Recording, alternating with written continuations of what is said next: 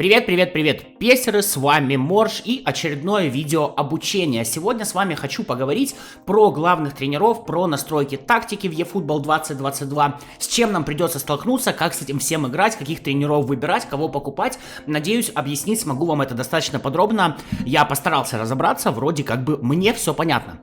Итак, тренера у нас отличаются только ценой. Ценой на самом деле, но тут есть небольшие нюансы.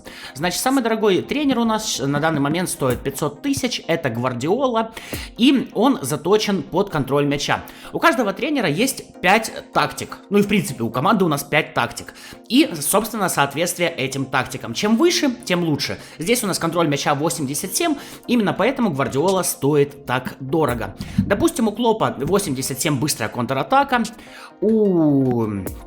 кого? Симеона, да? У нас здесь 85 контратака длинная, ну и так далее. Поэтому стоит выбирать тренера, который будет подходить под ваш стиль игры. Хотя сначала разобраться, каким стилем игры вы будете играть, это достаточно сложно, а ошибок PES не прощает.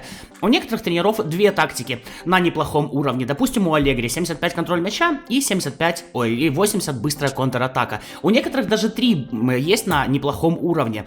Вот, если я не ошибаюсь... у Нагельсмана даже 4. 65 контроль, 60 контратака, по всему полю 67 и быстрая контратака 80. Тут, само собой, вы будете выбирать, либо ваш тренер будет более-менее подстроен под все тактики, либо будет именно очень жестко хорош, но в одной, максимум 2. Кроме этого, тренера у нас делятся по спецнавыку, то есть совместимость с тренеров с игроками. Тут можно выбрать ветераны, молодежь, звезды, нападающие, полузащитники и защитники. Если вы выбираете тренера, который совместим с ветеранами, так, сейчас загрузится, вот Мартинес у нас первый, то у него есть бонус. Игроки старше 29 лет получают за матч на 100% очков опыта больше. И на самом деле, я вам скажу, опыт здесь очень важен, прокачка футболистов здесь очень важна, поэтому старайтесь, покупая тренера, смотреть на его спецнавык и выбирать тот навык, который вам нужен. У меня, сейчас я покажу, у меня тут на этом аккаунте не один тренер, это мой основной аккаунт, не там, где я исповедь новичка делаю, здесь у меня хоть с деньгами было хоть чуть-чуть.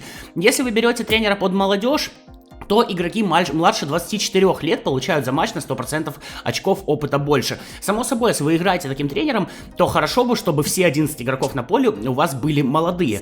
Аналогично это работает и по звездам. Здесь у нас на 100%... как же здесь неудобно. Здесь у нас на 100% больше опыта получают игроки, у которых на карточке 5 звезд. Как вы видите, CI, так называемая CI 5 звезд получают за матч на 100% опыта больше. Как неудобно, я постоянно с кнопками путаюсь. Так, и нападающие, полузащитники и защитники. Здесь все работает одинаково, но здесь на 300% опытов больше. То есть, если вы берете по нападающим, игроки на позиции нападающие получают за матч на 300% опыта больше. Аналогично по полузащите, аналогично по защите.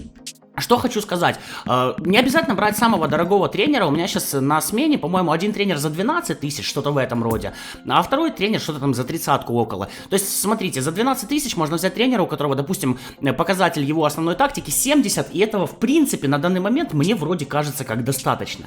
Сейчас я покажу вам своих тренеров и, собственно, объясню, почему я их выбирал. У меня сейчас проблемы с линией защиты, ну, вообще, в принципе, в 22-й части, в принципе, проблемы с защитой. Вот так вот выглядит моя линия защиты, и вот мой товарищ, который сейчас у меня здесь. То есть у меня есть Аллегри, потом я взял вот этого товарища, который похож на постаревшего Месси. У меня достаточно много молодых игроков, поэтому игроки младше 24 лет получают за матч на 100% опыта больше. А на данный момент у меня стоит вот этот товарищ. Чтобы прокачать линию защиты, игроки на позиции защитник получают за матч на 300% очков опыта больше. При том, что у него как бы основная тактика контроля мяча, у меня быстрая контратака, тут 65-70, разница особо небольшая. При этом общая сыгранность команды у меня 91, но, смотрите, у меня не сыграны здесь некоторые футболисты, то есть у Дзаньола 80 сыгранность, у Накаты 80 сыгранность, у Бэхэма 75, у Гравена 85. То есть, когда я это докачаю, я думаю, будет 99, даже при том, что общий показатель у тренера 65. Что здесь круто? Что круто в этой игре на самом деле? Что вы можете сами выбирать позицию для вашего футболиста. Куда хотите, туда и ставите. По сути, это классно, это здорово, вы можете поменять налево нападающего, на оттянутого форварда, то есть тактику выбрать, какую хотите. То, что было у нас в 21 части, то есть когда мы ловили тренеров с определенной тактикой, здесь это отсутствует. Классно, здорово, но я, если честно, ожидал немножечко другого. Здесь весь вопрос в стиле команды. Значит, у нас существуют вот эти 5 стилей команды. Контроль мяча, быстрая контратака, по всему полю и длинный пас. Раньше, вы знаете, у нас была тотальная защита, активный прессинг, ну и все остальное. В чем я вижу здесь проблему? Смотрите, допустим, мы берем контроль мяча. Здесь есть 4 показателя. В атаке игроки держатся на поле кучно, отдают друг другу короткие пасы. Они стараются не забегать за спину защитникам, чтобы открыться для передачи. То есть чистейшая тики-така, и в это играть сложно. Я вот вам сразу скажу, я сначала играл в контроль мяча, это охренеть как сложно играть. А здесь прикол в том, что даже на аккаунте с ветеранскими бонусами я уже прокачал футболистов под нужную тактику, и то есть, чтобы мне качать под другую, мне нужно будет еще очки опыта тратить, они здесь так долго зарабатываются. Короче, это сложно. Вот. Дальше. В защите. Выдвинутая вперед линия защиты оказывает давление на соперника на дальних подступах к воротам. То есть, вы видите, линия защиты выдвинута очень сильно вперед. Вы играете в тики-таку, и защитники у вас находятся высоко. Что можно сказать? Пас вперед, и ваша защита просто глотает пыль. Честно, и поменять это, к сожалению, нельзя. То есть, если ты хочешь играть в контроль мяча, то твоя защитная линия будет вот так вот действовать. И по-другому никак. Это, по-моему, хрень полная. Далее, когда мяч у команды стремится как можно дольше владеть мячом, для этого партнеры по команде активно открываются для паса. Не особо они активно открываются, но у меня, по крайней мере, я такое заметил. И четвертое, при потере мяча игроки, которые находятся к нему ближе всего, быстро переходят к прессингу соперника с мячом. То есть активный прессинг, вы только теряете мяч, игроки сразу пытаются его забрать.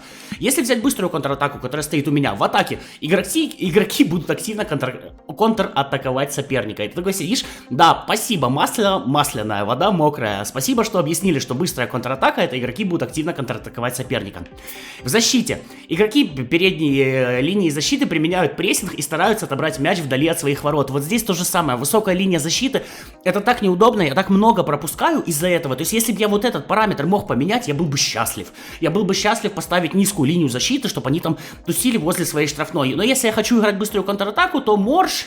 Это твои проблемы, играй с высокой защитой. Дальше, когда мяч у команды. Снова овладев мячом недалеко от ворот соперника, игроки без промедления начинают их активно штурмовать.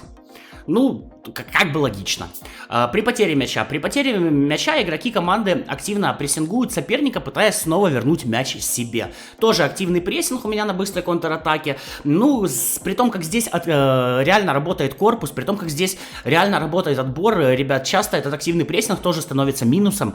Мои игроки просто пролетают мимо мяча, мои игроки... Вот, если честно, такая шутка-минутка. Мне кажется, Konami поняла, что сейчас популярно, и eFootball 2022 превратила в гачи-порно. Потому что здесь накачанные мужики трутся друг об друга. И трутся. Я не знаю, как это объяснить. Я надеюсь, что защиту будут менять. На данный момент это очень сложно. Это очень... И выглядит это коряво, и это сложно. И, наверное, если бы у меня было 4 руки, я бы разобрался. Так, контратака длинная. Игроки рассредоточены по полю, играют широко, эффективно используя длинные передачи для организации атак. В общем, если играешь длинными передачами, то тебе в контратаку. В защите же здесь игроки уходят в глухую оборону, концентрируясь у своих ворот. Вот я, если бы честно, вот этот бы стиль защиты выбрал себе под быструю контратаку, я хотел бы, чтобы оно так работало, но поменять нельзя. То есть у нас, по сути, есть 5 пресетов, которые никак не изменить. И это, мягко говоря, хреново. Я ожидал, что у нас тактики останутся те, которые и были. То есть вы помните, в защите осторожно, агрессивно, вот это вот все. Но мы сами будем выбирать, как мы хотим играть. Хотим через центр, хотим через фланги. И это будет все выбираться и настраиваться. Но нет, Konami нам выкатывает 5 пресетов, и вот ты выбираешь один из них. Никакой вариативности в этом пресете ты сделать не сможешь. Дальше, когда мяч у команды, отобрав мяч у соперника на своей половине, игроки команды устремляются вперед, стараясь организовать быструю контратаку. Чем это отличается от быстрой контратаки, я не знаю. При потере мяча, потеряв мяч, игроки быстро возвращаются на свою половину, становятся в оборону. Вот это я хотел бы у себя в быстрой контратаке видеть. Но, опять же, и вы скажете, может, так, ну, переключись на контратаку длинную. Переключиться-то можно, только мне опять игрокам потом сыгранность под это все прокачивать. Короче, это странно. Далее, по всему полю. И игроки преимущественно атакуют по флангам, делают навесы, стараясь создать голевой момент. При любом удобном случае они навешивают штрафную соперника. То есть это чистая игра флангами на высоких нападающих. Кстати, мне тоже она вполне подойдет. У меня Влахович и, собственно, Холланд. Можно грузить в штрафную и нормально. В защите. Игроки защиты находятся в центре поля, что позволяет им легко перестраиваться при изменении игровой ситуации. Тоже достаточно высоко находится линия защиты. Когда мяч у команды, понятно, движение на фланг. И при потере мяча все возвращаются обратно. Тоже достаточно неплохая, наверное, тактика. Я пока попробовал только контроль мяча и быстрая контратака. Из-за ограниченности ресурсов, из-за ограниченности футболистов здесь просто тебе игра не дает попробовать разнообразные варианты. А по сути это очень важно, попробовать разное и понять, что подходит именно тебе. Ну и длинный пас. Игроки не стремятся доминировать в центре, а предпочитают длинные передачи. То есть, если у вас просаженный центр поля, они готовы принять длинный пас, если это сделает находящийся поблизости игрок при необходимости... если это сделает находящийся поблизости игрок при необходимости открыться, чтобы помочь ему. То есть, допустим, если вы хотите играть 4-2-4, пространный центр поля, то у вас вот ваша тактика — это длинный пас. В защите команда уходит в глухую оборону, встречая соперника у своих ворот, классные показатели.